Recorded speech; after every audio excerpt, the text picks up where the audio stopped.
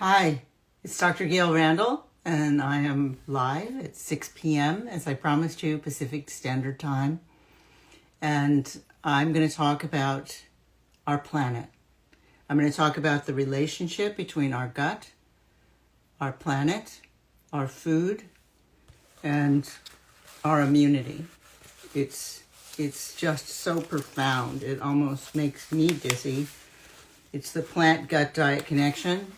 And there's nothing more important right now to talk about. But before I talk about that, even though that's the most important thing for us all to talk about and focus on, I do want to introduce myself a little bit. Again, I'm Dr. Gail Randall. I'm the author of Soul Doctoring, Heal Yourself, Heal the Planet. And I do talk about a lot of this in my book. I want to share 40 years of my experience in that book. And also I have now a podcast, which is called Soul Stories. It's an offshoot from that book. And it's just amazing. It interviews people who are or have done something to change the planet.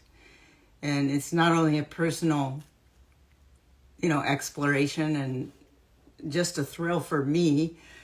I feel like maybe I'm one of those people too, but also for you, if you listen to these, and it helps us come together in the place of the cosmic consciousness, which is the other way we can have an effect on changing our planet. The stories of our lives are the woven energies of our soul's paths. They feed and ignite the spiritual light that nourishes the universal soul, the one mind, or the cosmic consciousness, where we all come together. The podcast is a deep dive into the personal stories of these people who have made significant contributions, and we find out what makes them tick. We find out what shaped them, what made them the way they are, and that helps us understand ourselves and the workings of the planet and the energies of the planet. We've had the likes of Emran Meyer, distinguished professor from UCLA, and the author of The Mind-Gut Connection, Danielle Delaney, amazing Black woman leader and leading interventionalist, and Olivia Hussey from Zeffirelli's Romeo and Juliet, just a light, a delight and a light on our planet, both on stage and off. We had Antonio McKee, a father-son deal with his son AJ McKee, the mixed martial artists, and they certainly light up a lot of people with what they do. That's a very fun podcast if you want to listen to something fun. And coming up Monday is Howard Wills, the Big Kahuna medicine man from Kauai, and he is just a light and incredible healer of hundreds of thousands of people. I'm delighted to know him and have experienced him myself. And so he's going to be on coming up Monday. So that'll be coming out on all your podcast stations. I just wanted to read this forward from my book because Emran Meyer, who I already told you who he is, wrote this. And it gives you a little taste maybe of me and what the book is about. I'm not going to read the whole thing, but Gail has taken an early interest in holistic approach to health and chronic disease. As a matter of fact, like back before anybody else was doing it. And I transformed it into this amazing career, according to him, a long journey of integrating the best sides of Western medicine with a range of non-traditional approaches. Along the way, I accumulated a vast experience as a gastroenterologist, at an academic institution, and also as an intuitive healer and a diet and nutrition expert.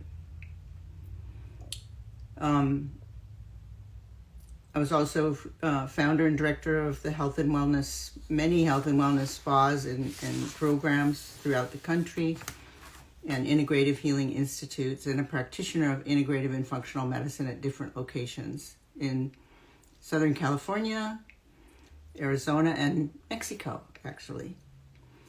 In addition, my book, Soul Doctoring, the unique path that I have taken, delivers an easily understandable and entertaining way and many facets of my holistic approach to patients is included. This is all from Emran, by the way. Most of the emphasis in the book is given to such areas not taught in medical school and almost universally neglected in medical practice, including trust, love, attitude, intuition, purpose, compassion, and worship. These topics refer to the emotional and spiritual dimensions of health, wellness, and healing. So I just am so appreciative to Emran for writing this. He also says, perhaps not surprisingly, that as a gastroenterologist, Gail also covers the topics of the emerging concepts of gut health, brain health, and emphasizes the importance of diet. However, what is surprising is the fact that we weren't trained in those things in school as gastroenterologists or internists, or interns for that matter. We never received any formal training in nutrition or diet. And I transcended this big gap in our medical training and developed an extensive experience in teachings in my own way and in this important area, infuse food as medicine and uses specific nutritional recommendations individualized to the person.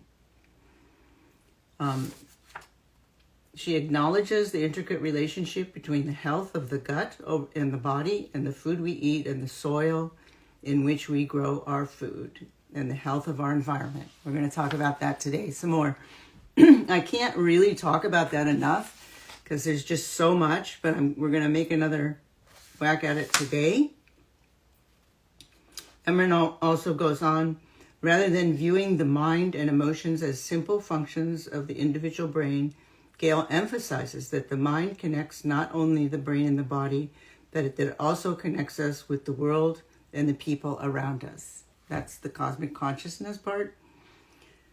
The bidirectional interactions between brain, body, and the world around us through our mind provide the theoretical framework for this holistic medicine, and recent science supports the crucial importance of these connections for our health. These interacting elements contain our carbon-based biological systems as well as our spiritual dimensions, which go far beyond the individual self.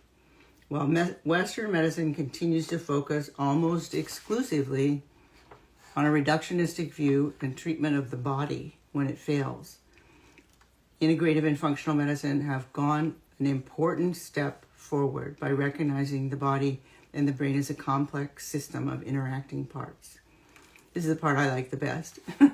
Gail has been able to present all of these aspects in a semi-autobiographical and exciting way, and and weave them into a truly holistic manifesto. He says, I'm not aware of another book that has been able to accomplish this task as well as soul doctoring. Going through the 24 chapters of the book is not only a journey through Gail's own life full of fascinating and personal and patient anecdotes, but a comprehensive education, and becomes a journey for the reader themselves. Okay? So that's pretty cool. Thank you, Emran. So before we get started with what I really want to talk about, I've been giving you COVID and vaccine updates. Although I have emphasized, and you probably don't remember this, but that I feel that this is all a distraction. But it does hook us to what we're going to talk to, because COVID is a result of what we're doing to the planet today and have been. And I'm going to make that connection for you. But before we get there, I just want to mention that the number of cases in California is down. We peaked out in December 16th, 2020 at almost 61,000. It went down a little bit, it dipped, and then it went back up January 8th and peaked again at almost 51,000. And then it's been going down, down, down until now. On February 4th, they measured almost 15,000. So that's quite a bit less. So the numbers are down, the deaths are down, the number of cases is down, and the hospitalizations are down. So that's pretty good. We're doing better. So continue your physical distancing, continue your wearing of the masks, and just be good, okay? I explained my protocol last time, so if you want to know my natural protocol, it's on the Instagram TV from last time. I'm not going to go over it again.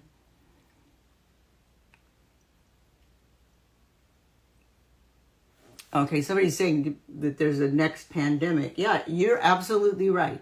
There is going to be a next pandemic. Give me a second. So I just wanted to say that overall the cases are down, the hospitalizations are down, okay? So we are doing better. As far as the vaccines go, the Moderna, last time I spoke a week ago, was 2.5 per million severe side effects in the initial vaccine. And now after something like 27 million vaccines, the severe side effects is very similar. It's 2.8 per million. So again, pretty safe. So if you feel you're up for it, you have had no anaphylactic reactions to vaccines or anything else, talk to your doctor, but it seems pretty safe. Pfizer's had 5 cases per million of severe acute side effects to the first dose. We don't have much update since last week on the second dose side effects. So if you can find something, let me know. Just DM me. I couldn't find anything. The other good news on the horizon, the Johnson & Johnson vaccine, which is a single-dose vaccine from an adenovirus. So it's not a messenger RNA. It's not 2 doses. Was submitted to the FDA, and it seems like they're going to be able to start shipping by February. So that's the news. That's the COVID news. Now, how does this tie into what we're talking about today? Yes, there are mutants. Particularly the one in the UK, the South African mutant, and they're making it more infectious. But that's not all. That's not all. This is not the only pandemic we're going to get.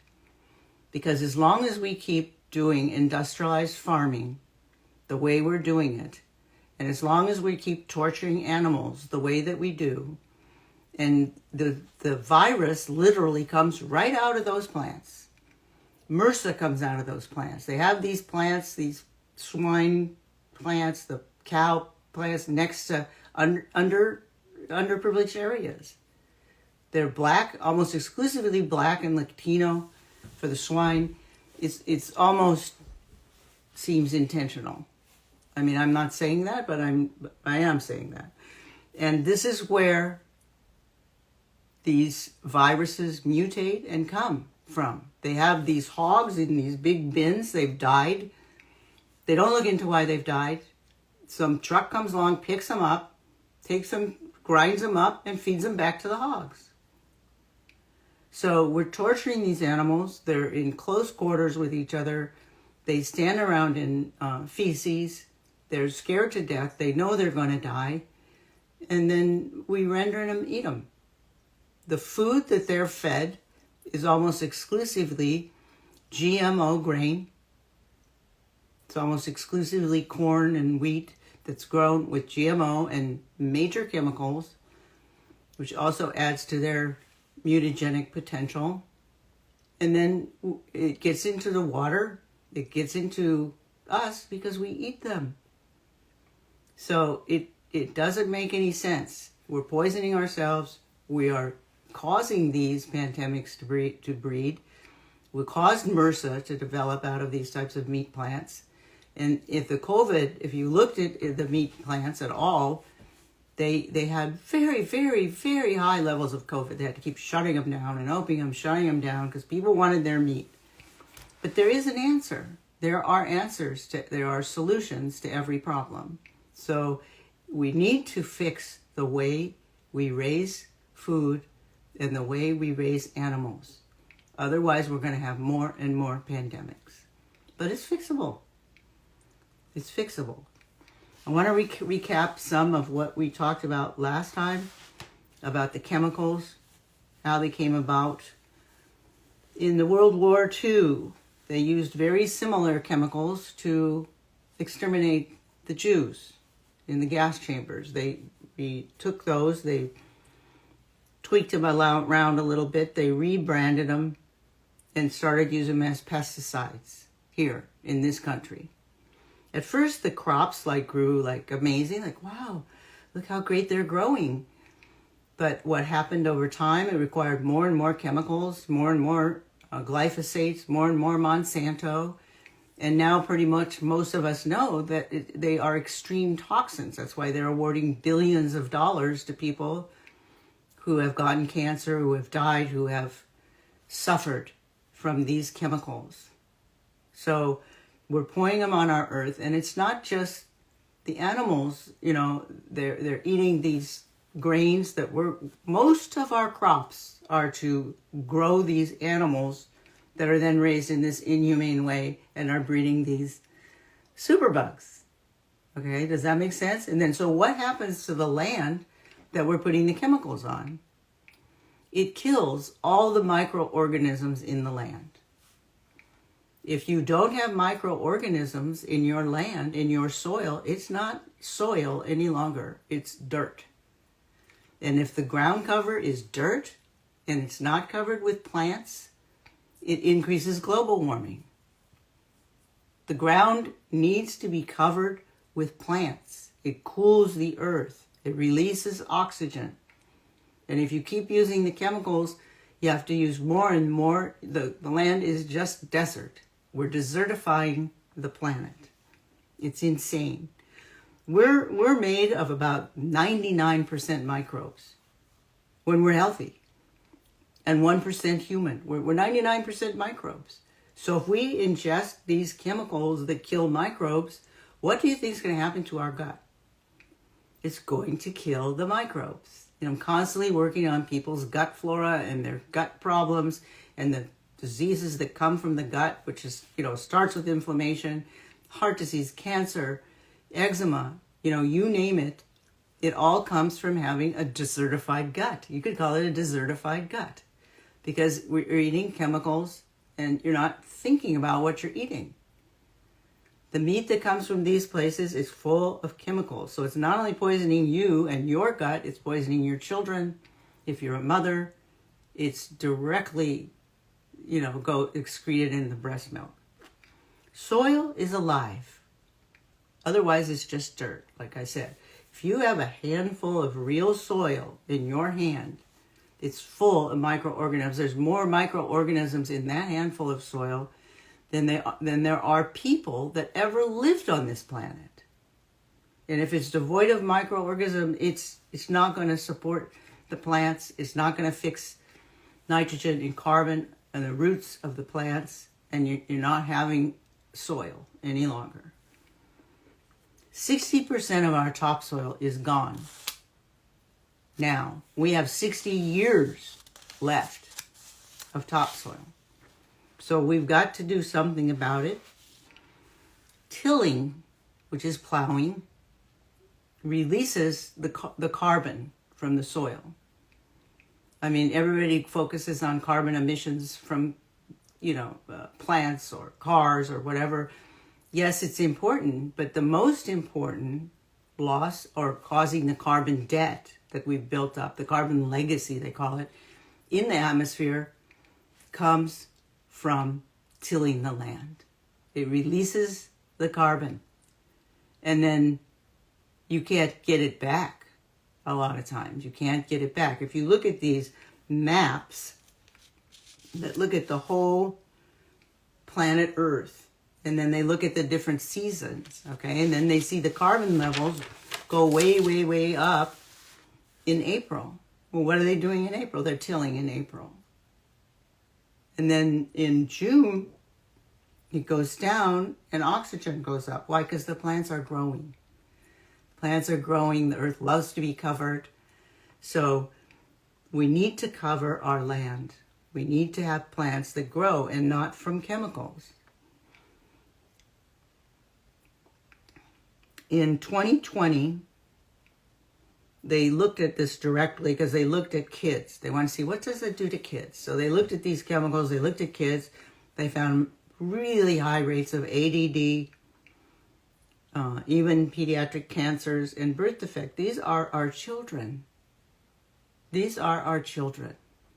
And this is what we're doing to our children, not to mention allergies and autoimmune disease and the leaky gut that causes that. And it kills our microbiome. Now, I think you guys know a little bit about microbiome because it's all over Time Magazine and Newsweek. You know, back in the day when I was at UCLA, I was very interested in microbiome, and everybody thought I was nuts.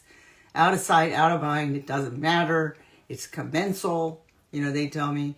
I was doing these tests with a company called Great Smoky that then turned into, oh gosh. Anyway, so they still exist, and Genova Diagnostics. They're a good company, and they do great poop tests. I also use Diagnostic Solutions, which I love because it's a DNA test. Because you can find out your microbiome. You can find out what is your microbiome and what should be there, what shouldn't be there. But just remember, a lot of it is from the earth and what you're eating. So I used to tell people back in the day, buy organic food. They tell me, oh, Dr. Randall, I can't afford organic food. And I said, you can't afford not to buy organic food. Because first of all, it's your health, the health of your children, your newborn babies, and it's the health of our planet. And now I'm saying buy regenerative food.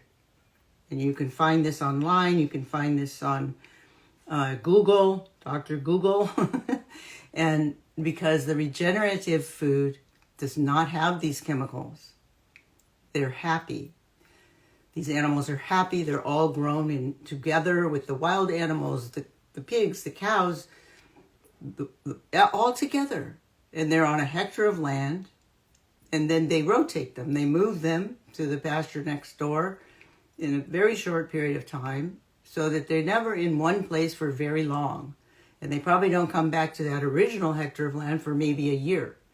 But it's their excretions and their hooves that refurbish the land and restore the grasslands back to the way they should. And in the regenerative farming, they use these, instead of tilling, they use these discs, which are very sharp, and they're almost like razors. They cut the earth just so the seeds can drop in. So you lose very little carbon, you lose very little oxygen, and then it lets more water in, and you grow plants that are much hardier, much healthier without tilling the land, and we don't poison our atmosphere. There's something else I want to talk about because, you know, we've disrupted the small water cycles, meaning, you know, the water, the transpiration is what it's called. The plant releases, you know, oxygen and water and takes in water, but also carbon dioxide is taken in and gets fixed to the roots of the plants with the microorganisms. And then the microorganisms are responsible for providing the nutrient transfer into the plants. Have you ever eaten something that your grandma grew or your mom grew in the yard, or maybe some organic food as opposed to what you normally eat, and you go, wow, that tastes really good. I can taste that. It's sweet, or it has flavor. You know, well, why does it have flavor? Because it was grown with those microorganisms that transport the nutrients into the plant, into the roots. The industrially grown food doesn't have that because they don't have the microorganisms. So the food, it looks good, but it's really not as nutritious. That's where most of our food, that's why we need vitamins. I always tell people you need vitamins because our food is 80% less vitamins and nutrients than it once was. Why? Tilling the land, putting the chemicals on it. Okay, so understand the connection because it's key. You're going to tell me, Dr. Randall, I can't afford, regeneratively farmed food. Well, it's just like the organic food. You can't afford not to. We're at about 10 minutes to 12 when it comes to our earth, who is our mother. And we need to save her. And we need to do everything we can do to save her. I just learned of this great new company called Blue Nest. Google it. You can order meat from, if you have to have meat, you can order meat from them. I mean, in these regenerative farms, I mean, you don't have to eat the meat, but we need them. We need the animals to restore the earth. But it's not, if you're very vegan and, I can't eat them, you don't have to eat them. But think about the buffalo, how the buffalo roamed. There are many, many hooves. They grazed and they moved constantly across the plains and they restored the grasses as they went. And they didn't come back till like the next year. So that's still how it works. If we could get it to work like that in more areas. So, ground cover. You've heard that, ground cover. Ground cover is important to keep the earth cool. 50% of the earth right now, of the planet, I should say, is affected by this climate change. And 2/3 of the earth is desertified. That's a fancy way of saying made into desert. And unfortunately, most of it is in already impoverished, malnourished areas like Asia and Africa.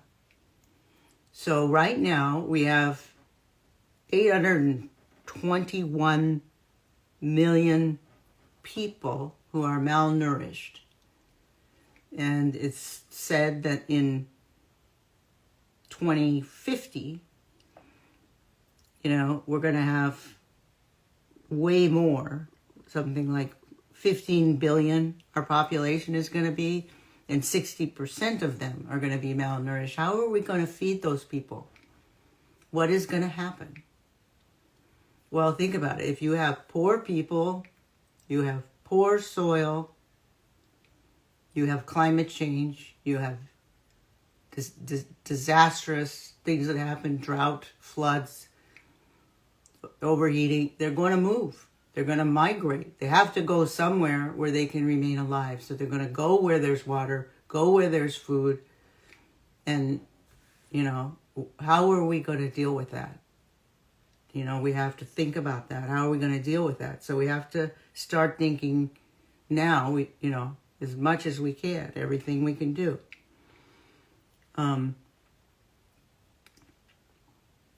There was a meeting, some of you probably know about it, called the Climate Summit in 2015 in Paris, France. And it was headed up by a guy named Stéphane Le Foll. And I'll tell you, I'd love to have dinner with him or a glass of wine. He's so brilliant. He's so amazing. He so understands the planet and how it works and is really a planetary citizen. What shocked me and should shock you is the 3 biggest producers of carbon were missing from those meetings. Who do you think? The United States, China, and India. And they refused to comment on the conclusions that they drew, which I just find to be extremely disappointing. The things they came up with is there's a carbon debt, or otherwise a carbon legacy that the whole planet has. So reducing emissions is a great thing, but it's not enough. We have to, the only thing that's going to really work on our planet is the drawdown, which is drawing down the carbon from the atmosphere with plants. And, getting the natural process of transpiration working again, cover the earth, the desertified areas with plants. And that's the only way we're going to heal the planet. The regenerative farming, as I mentioned. You don't need much land. If you have 100 square feet in your yard, you can make a difference. I have 14 fruit trees in my backyard. And then some kind of cute ground cover. I don't know what it is, but lower down I have berries, and then lower down I have herbs, and I have medium, I have tomato plants, and then I have basil and rosemary and oregano and just about everything you can think of. And it all goes together to make a difference. So do what you can, grow what you can in your own yard, in your own backyard, as they say. So no till, no drill. Plant seeds and trees and flowers and anything that you like.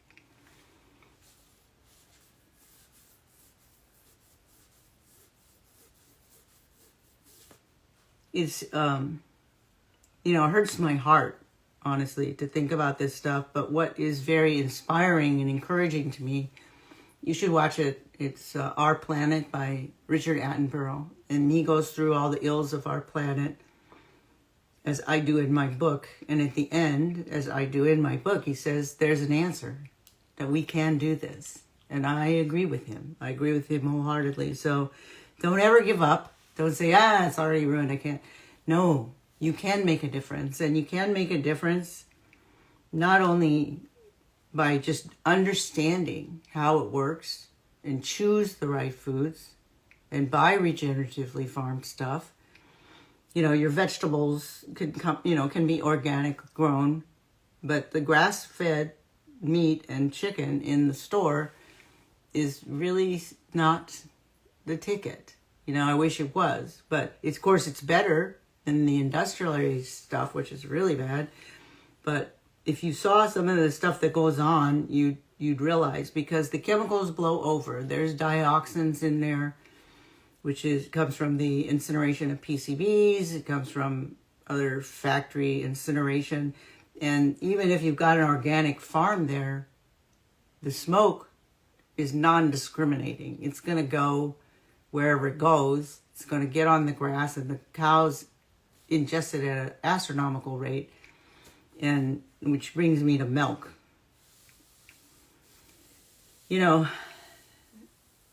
We're not really meant to drink milk after a certain age. And I don't know if we're ever meant to drink milk from another species. If you look at the comparison of milks, like from humans to cows, to giraffes or whatnot, or any other animal, our milk has the least amount of fat. Human milk has the least amount of fat and protein. Isn't that interesting? Then we feed our kids cow milk, which has tons of fat and protein, and that fat right away starts laying down fatty streaks in their coronary arteries. Give them McDonald's on top of it, and you've got coronary artery disease from the time of 4, 5, 3 even. So, just think about these things and what you're feeding your children, because it does make a difference. Soil versus dirt. Soil versus dirt. So, the fat in industrially raised meat, because they feed them grain, not grass like they're supposed to eat. So they have a lot of fat in them, and then we eat them, and then the cow's milk, which has a lot of fat in it, you ingest it, and it coats your red cells, and within minutes, your arteries stiffen. Within minutes, your heart is beating differently. And the highest levels of coronary artery disease, the highest level of diabetes is in people that eat meat. I was shocked. There's like 340 million people or something worldwide that have diabetes. And everybody thinks it's sugar. I mean, I think sugar has something to do with it, and I'm not a sugar fan, but listen, if you go to your doctor, you get your blood test, you're probably going to get a CRP, you're going to get a hemoglobin A1C. The CRP shows you inflammation, and the hemoglobin A1C shows you your blood sugar levels, where they've been spiking in the last 3 months' time. It measures it on the glucose molecules on your red cells. So if you've had an elevated CRP or hemoglobin A1C, you're headed towards diabetes straight away. And the thing that causes it more than sugar is meat.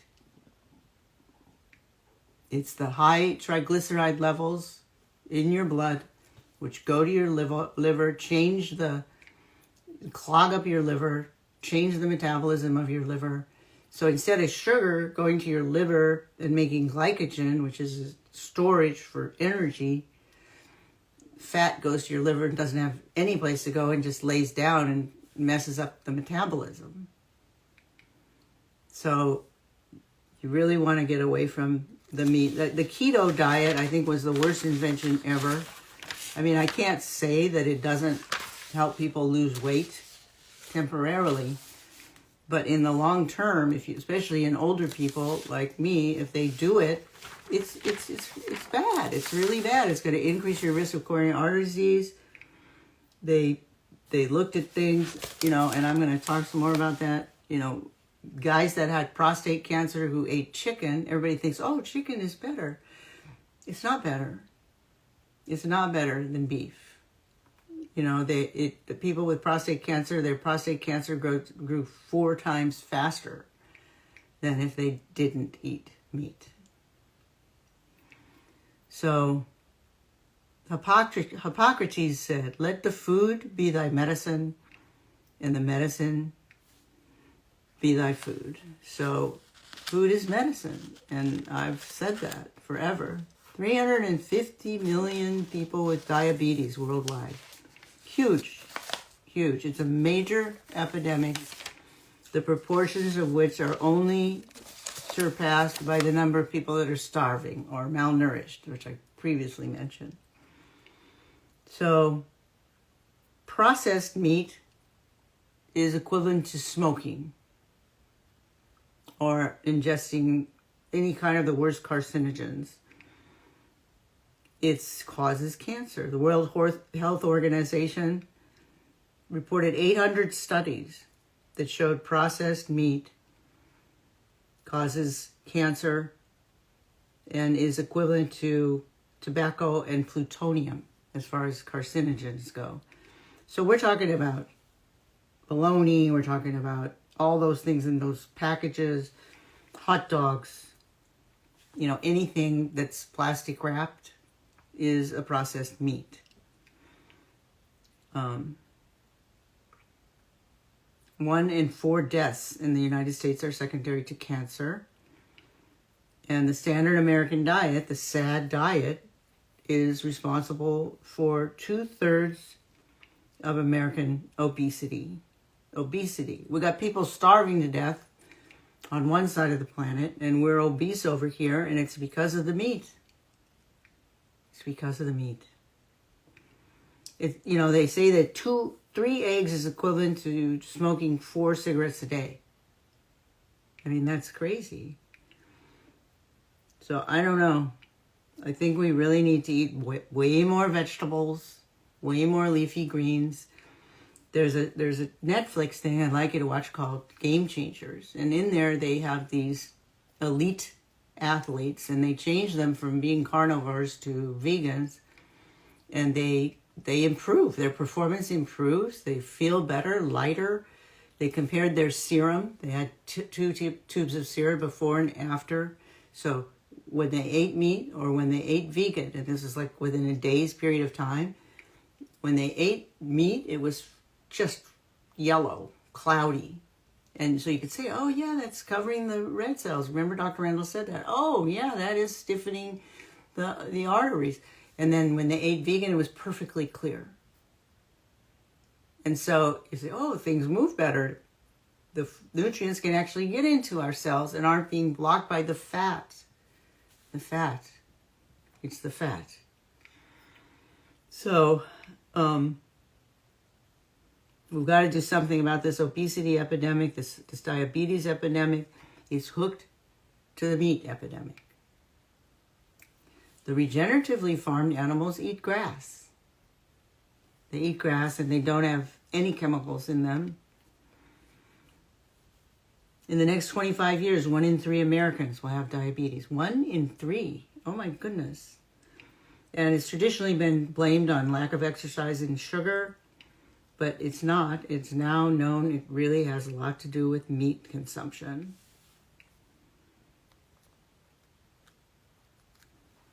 $17 million people per year die in this country, 1 in 3 people, from cardiovascular disease. And it's mostly diet related.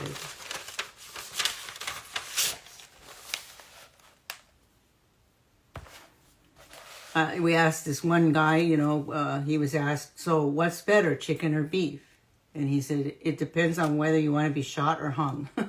So I guess they're equally bad. The other thing that really bothers me, and I hope you're not eating dinner, but the animals that go along the conveyor belt, and they have like something like 17 seconds per animal to inspect them, which to me seems like really insufficient. But they're supposed to inspect them and make sure they don't have infections or whatnot.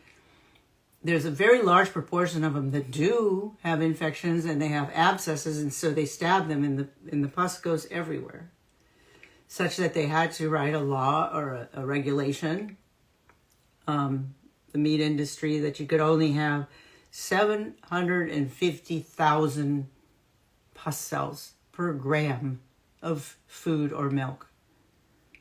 I mean, no wonder it causes inflammation in your body. You're eating inflammation, you're eating inflammatory stuff, and it's going to release cytokines. It is cytokines. You're eating cytokines. We're going to attract white cells, which are going to release more cytokines, because inflammation is an exponential reaction in your body.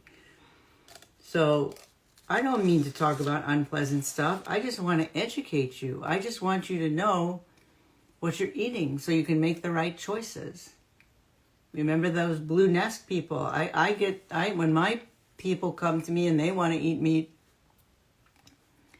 I buy meat from Kiss the Ground, which is, so try to find a local regenerative farm, and but they're all good. They ship it to you on dry ice, and they're just look around, see which one serves you the best that you like.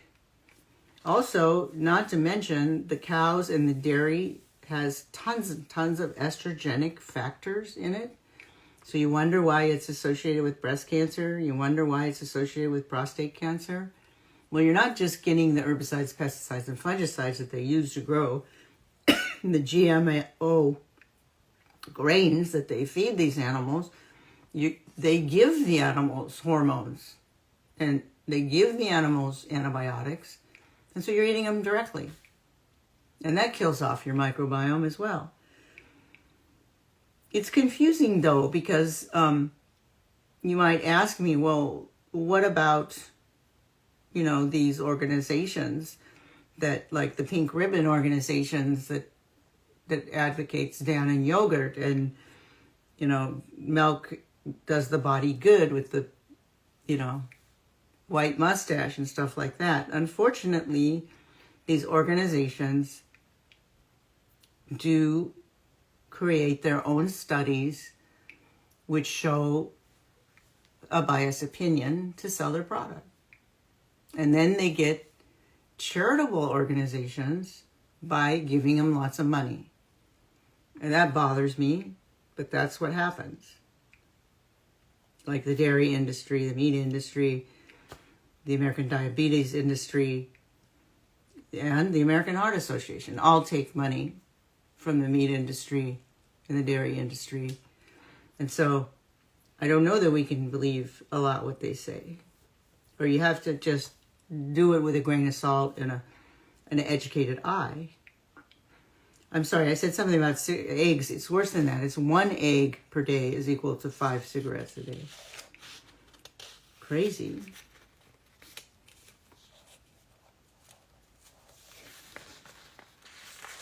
So if you're going to eat meat and chicken, either raise it yourself or get it from a regenerative farm.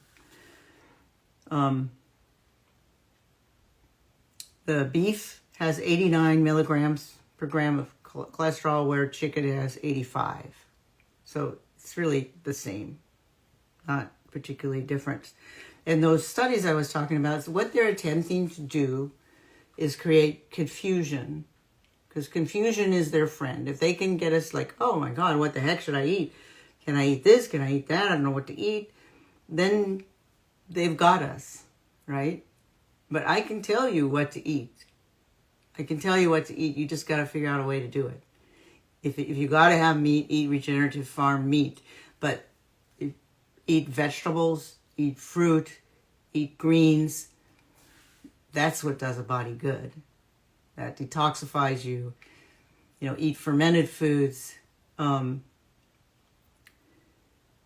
It's just an incredible situation we have here in this country, and it all came about during the World War, and when they took those chemicals that they were using for warfare, brought them here and made them into pesticides. And then they sort of indentured the farmers by saying, oh, raise this grain, raise this GMO grain, raise this food to feed the animals, and then they told us we need to eat meat. And so we did. And look at what we've done. Look at the diseases we have.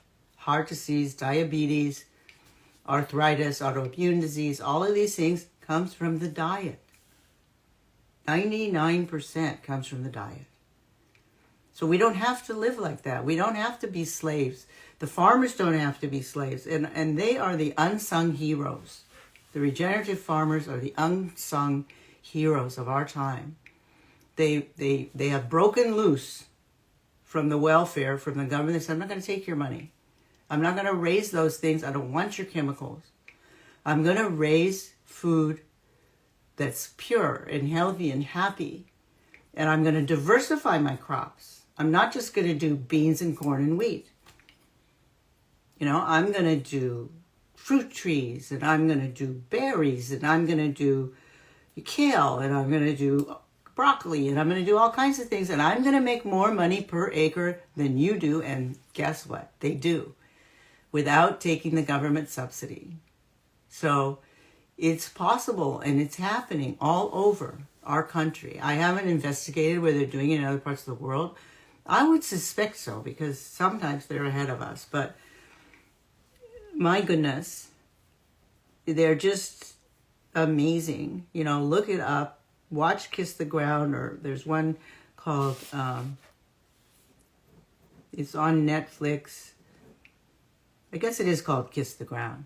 It's called Kiss. It's a Netflix show too, as well as a place. So watch that, and you're going to learn a lot about this, what I'm telling you. Also, not to mention, I said we shouldn't be drinking milk. Most of us are lactose intolerant. So you wonder why you have gas and bloating and stuff like that. I mean, 95% of Latinos, 70% of Native Americans, and 73% of blacks, and most Asians can't even drink milk because they have no enzyme for it. The enzyme exists in the brush border of your small intestine, nor why should it? We're not cows. So... And when you do drink it, you get eczema, acne, iron deficiency anemia, and often other problems, autoimmune disease, gas, bloating, nausea.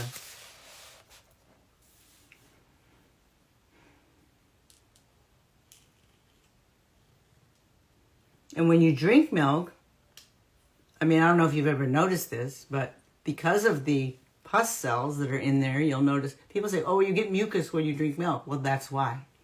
You're drinking pus. Oh my God. Can't stand it. Oat milk is really good. You should try it. It tastes to me almost like regular milk. I have my oatmeal in the morning. I put my oat milk on there, and you can use almond milk, coconut milk, cashew milk, any of the nut milks. I just like to get away from the nuts a little bit because I eat nuts, and I've been putting Harry's berries, strawberries on there. That's delish. It's very good. Very good for my gut too. With the fiber, it increases the microbiome, And it's a prebiotic. The oats are prebiotics. The other thing that's in milk is IGF. And maybe not the right kind of IGF, but the IGF which grows things like prostate cancer, breast cancer, prostate cancer up 30%, breast cancer 49%, ovarian cancer 64%. It's just not worth it, people. And then the casein in cheese. Everybody says, Dr. Randall, don't make me give up my cheese. And sometimes I don't say anything. I wait till later when they're ready to listen. But the casein is the worst part of the cheese because they're caseinomorphins, which are just like they bind to your receptors in your addictive center, in your nucleus accumbens, which are for morphine, which are for opiates. And guess what that makes you want to do? More cheese. Give me more cheese. I hate to say it, but, a lot of young kids like cheese a lot, and they have a cheese addiction. So, there's a great company called Miyoko, Miyoko,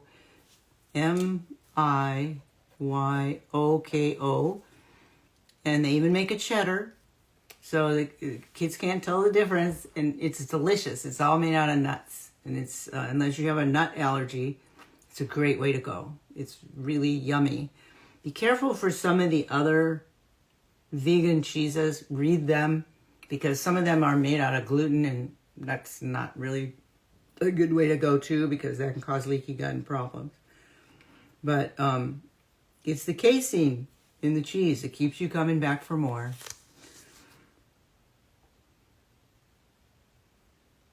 I already mentioned about MRSA and how we're breeding these pandemics and the H1N1, and what about bad cow disease? This is not new, guys. These viruses have been popping out of these animal facilities for decades. It's just now we're starting to pay attention, but we're trying to blame it on some Chinese market or the politicians or Fauci or something. Has nothing to do with them. We're doing it ourselves. We're doing it ourselves by the food we eat and the meat industry. That's where it's coming from. Health is so much more than personal health. What you choose to eat affects your gut. What we choose to eat as a population affects our planet.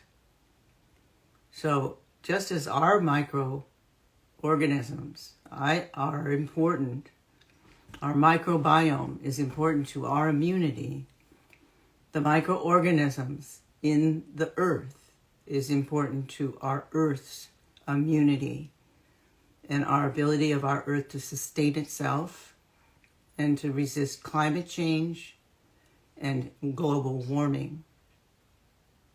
There is a connection, a huge, huge connection, and that has to do with our health. What is good for us is good for the planet. What is good for the planet is good for us. So don't forget that. And just remember when you're making your food choices, what all that's going to affect. And believe me, you're going to hear differently because Big Pharma has a huge investment in making chemicals, not for us. For us, but even more than us, for the animals that we eat. Because those animals cannot live without their antibiotics and their chemicals. And most of the money that they make comes from there. Isn't that phenomenal? So they're not interested in letting go of that anytime soon. So they're going to lobby against us. They're going to lobby against it. But we have to just go on, and we have to support our local regenerative farmers. And when we do that, we're going to support our health. We're going to reduce heart disease. We're going to reduce diabetes. We're going to reduce autoimmune disease. These are all the ills of our human condition. And it all comes from our food.